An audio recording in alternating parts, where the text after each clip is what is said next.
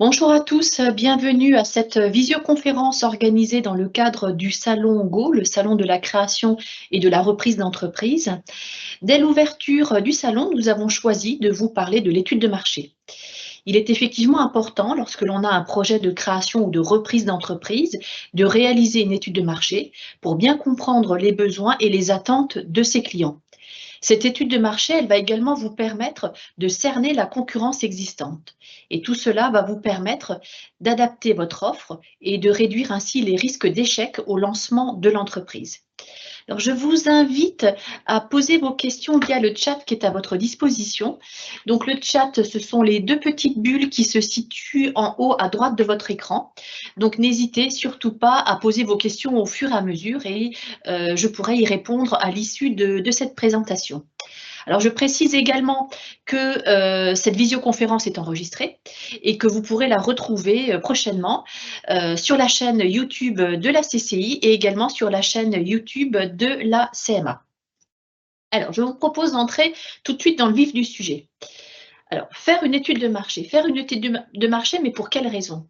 Cette étude de marché que vous allez réaliser, eh bien, elle va vous permettre de réduire les risques d'échec en vous permettant de prendre les mesures adéquates pour vous implanter durablement sur votre marché à plus ou moins long terme et surtout de mieux cerner les forces en présence.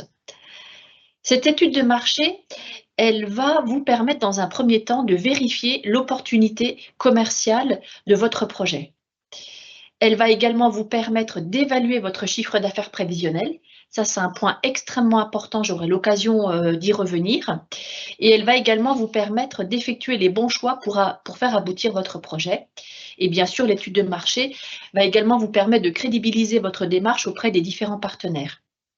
Donc, cette étude de marché, ce qui est important de bien comprendre, c'est qu'il va falloir la réaliser assez rapidement dans le cadre de la préparation de votre projet. C'est une étape qui arrive relativement tôt dans le parcours de préparation.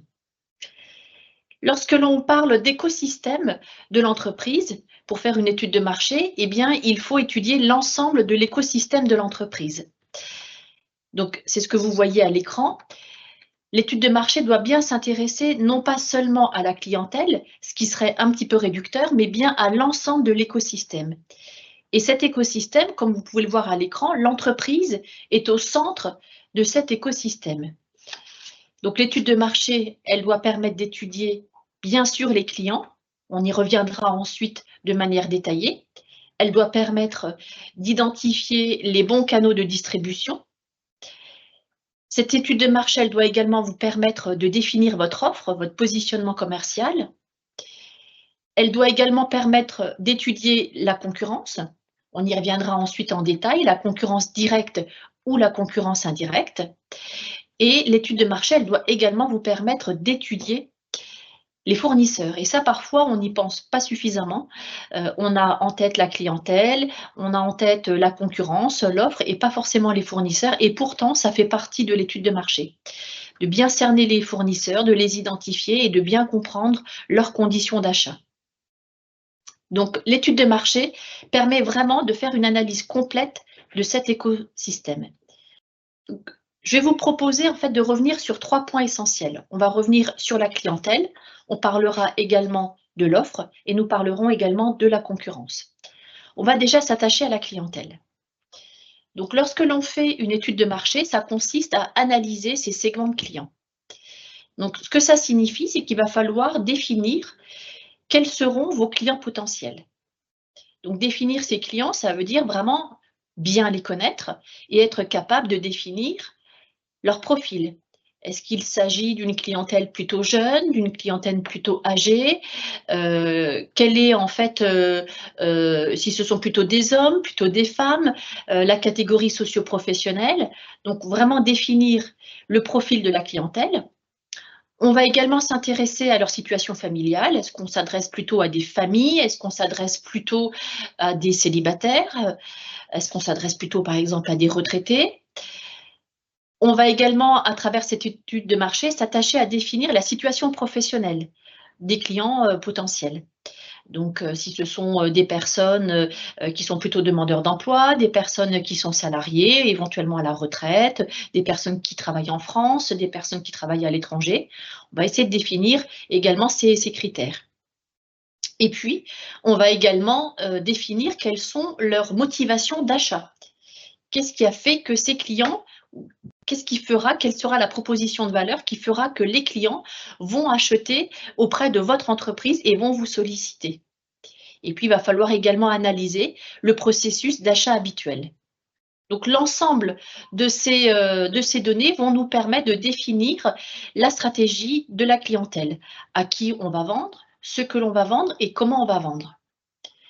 Ce qui est important lorsque l'on parle de segment de clients, il va falloir effectivement définir à partir de ces données des groupes de clients. Un segment, en fait, c'est un groupe de clients, c'est une catégorie homogène qui a pour caractéristique d'avoir le même besoin.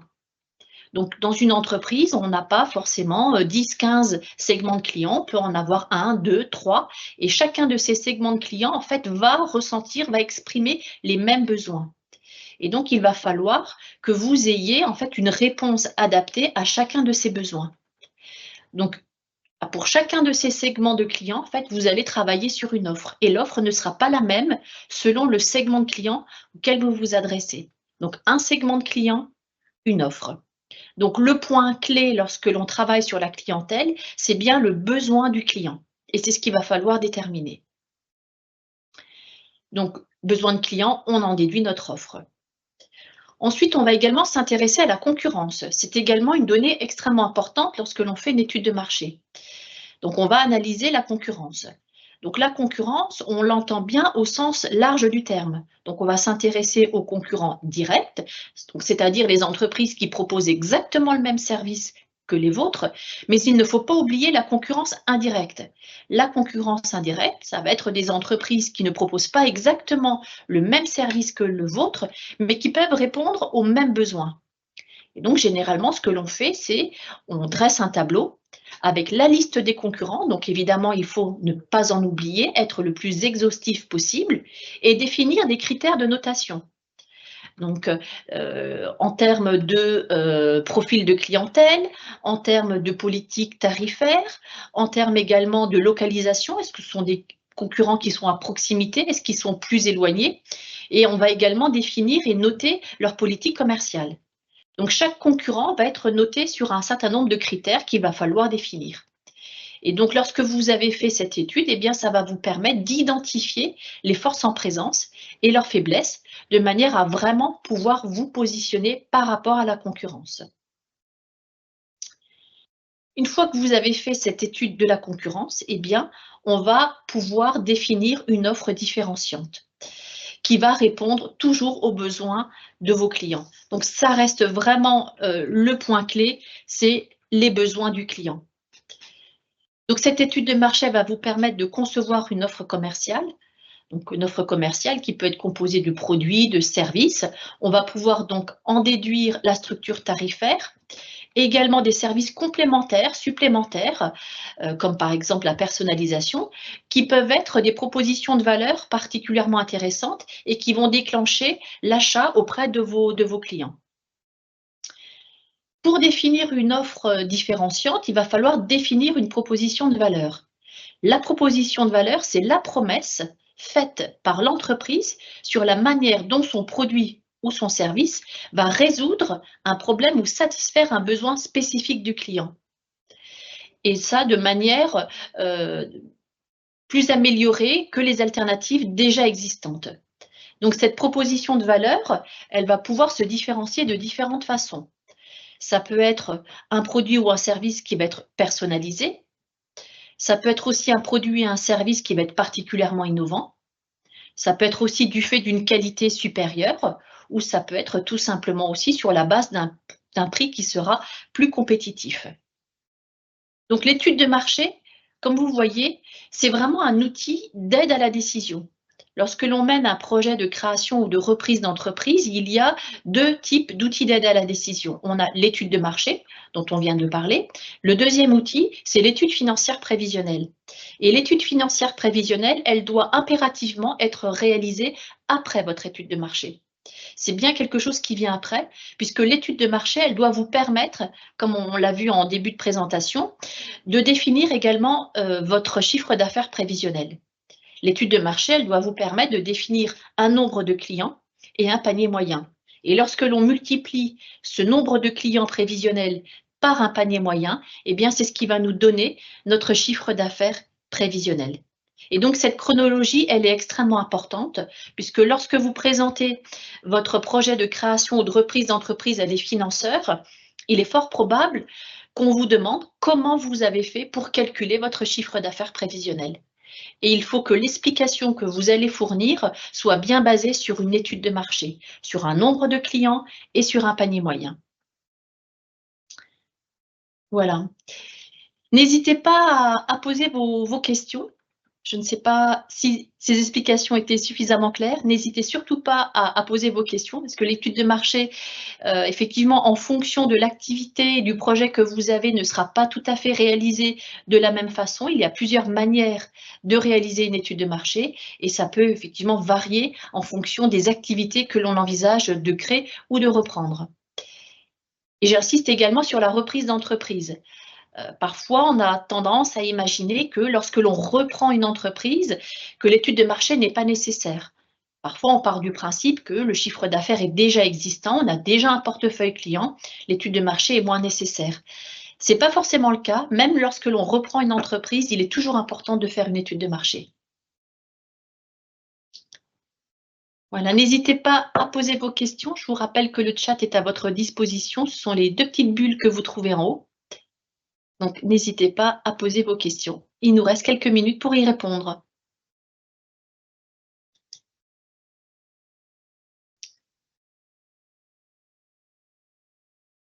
Tout a été très clair pour moi, alors je n'ai pas spécialement de questions, mais merci beaucoup. Eh bien, merci Lou, c'est très gentil. Merci pour ce commentaire. Eh bien, écoutez, Jade, merci à vous également. Merci à vous, c'était très clair. Écoutez, tant mieux, j'en suis ravie. Eh bien, écoutez, si vous n'avez pas d'autres questions, ben, je vous propose de nous arrêter là. Ah, peut-être une dernière question qui vient d'arriver. Bonjour, comment définir chiffre d'affaires et panier et faire une enquête sans éveiller les idées et questions de la concurrence? Ah ben oui, alors ça, c'est effectivement un grand sujet. C'est vrai que souvent, quand on fait une étude de marché, on est obligé un peu de se découvrir et de parler un petit peu de son projet. Et effectivement, la crainte que vous avez est légitime. On essaie de ne pas trop exposer son projet, de peur, effectivement, d'éveiller un peu des idées auprès de concurrents potentiels. Alors, vous pouvez déjà tout simplement, en fait, une étude de marché, déjà, en fait, on part d'une approche très macro. Donc, déjà, la première chose à faire, c'est de faire des recherches sur la tendance du marché. Déjà, on a d'abord une approche extrêmement macro. Ensuite, on va effectivement resserrer. Et donc là, effectivement, il va falloir passer certainement par une enquête. Donc cette enquête, il va falloir passer du temps, ça prend un peu de temps, ça nécessite un peu d'habitude aussi pour la rédiger. Mais cette enquête, elle va être nécessaire, elle va permettre en fait de voir si votre idée rencontre un intérêt. Hein, ce qu'il faut bien voir, c'est que lorsqu'on crée une entreprise, généralement, on n'a pas une petite part du marché qui nous attend. Généralement, on grignote un peu sur la part des concurrents et c'est important de se différencier. Et souvent, effectivement, on passe par une enquête auprès d'une clientèle potentielle. Ça peut être aussi de la prospection directe, mais effectivement, ça nécessite effectivement un moment de parler de son projet. Donc, il faut être un peu prudent, effectivement, mais cette enquête, à un moment, va être nécessaire. Alors, une autre question, est-ce que c'est également nécessaire pour une micro-entreprise? C'est une question de Martine. Alors oui, même si vous créez une micro-entreprise, hein, je le rappelle, ça reste une entreprise. Et l'objectif est toujours le même, c'est effectivement d'être rentable. Et pour être rentable, il faut vous assurer d'avoir une clientèle potentielle. Donc l'étude de marché, bien sûr, elle est également nécessaire pour une micro-entreprise. Alors, y a-t-il des outils pour identifier la concurrence? Alors, les outils, en fait, ça va être vraiment de la recherche. Vous allez pouvoir, tout simplement à travers, internet, en faisant des requêtes, vous allez pouvoir retrouver assez facilement des listes d'entreprises qui peuvent exercer la même activité que la vôtre. Sur une concurrence directe, c'est assez facile. On va retrouver assez facilement, ce genre d'informations. C'est parfois un petit peu plus compliqué pour cibler la concurrence indirecte, c'est-à-dire des entreprises qui n'exercent pas exactement la même activité que la vôtre, mais qui répondent aux mêmes besoins. Ça, parfois, c'est un petit peu plus délicat, ça prend un petit peu plus de temps.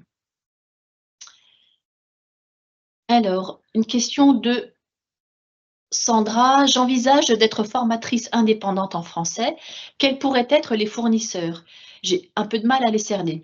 Alors effectivement, dans votre activité, des fournisseurs, il y en aura certainement très peu. La question des fournisseurs, elle se pose surtout pour les activités de négoce, pour les activités commerciales, à partir du moment où on achète et où on revend.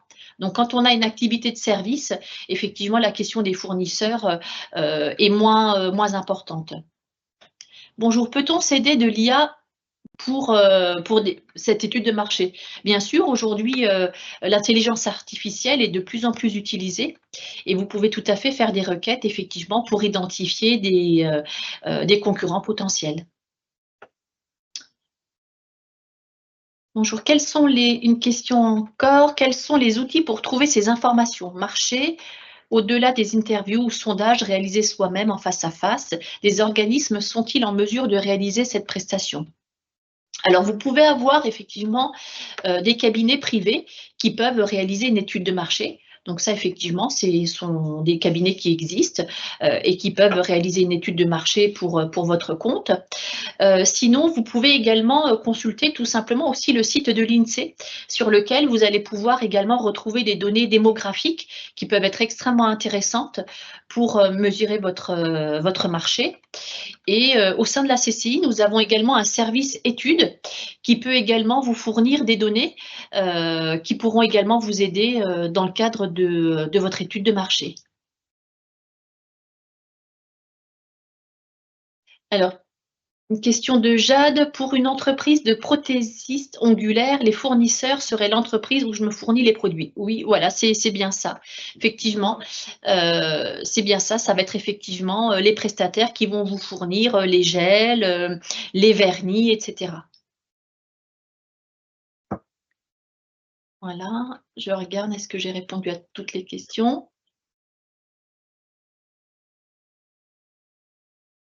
Ah, il y en avait une question au-dessus, de Lou. Que pensez-vous d'un questionnaire Google Forms rempli par la clientèle potentielle pour définir certains paramètres? Oui, c'est effectivement ce que l'on fait habituellement, un Google Form tout simplement. Après, il faut bien faire attention lorsque vous, rédigez ce genre de questionnaire. Moi, je vous invite à privilégier les questions fermées. Elles sont beaucoup plus faciles à exploiter. Les questions ouvertes sont beaucoup plus difficiles à exploiter. Donc, un questionnaire doit être aussi relativement court. Donc, à chaque fois que vous rédigez une question, il faut vraiment vous interroger et vous demander: «Pourquoi je pose cette question? Qu'est-ce que je cherche à savoir?» Ça, c'est vraiment important. Privilégier les questions fermées et éventuellement garder une question ouverte à la fin, du questionnaire. Mais Google Forms, effectivement, c'est un très bon outil. Et je crois qu'une dernière question est arrivée. Non, c'était Jade. Voilà, on a répondu à votre question. Voilà, mais écoutez, j'étais ravie d'échanger avec vous, ce matin. N'oubliez pas que le salon Go ne fait que commencer et qu'on vous attend, très nombreux, ce vendredi en présentiel de 9h à 17h. N'hésitez pas à venir nous rencontrer, à venir rencontrer l'ensemble des exposants présents ce vendredi à Metz, dans les locaux de la Chambre des métiers de l'artisanat. Et n'oubliez pas non plus que cette conférence est enregistrée et qu'elle sera disponible, sous peu sur la chaîne YouTube de la CCI et de la CMA.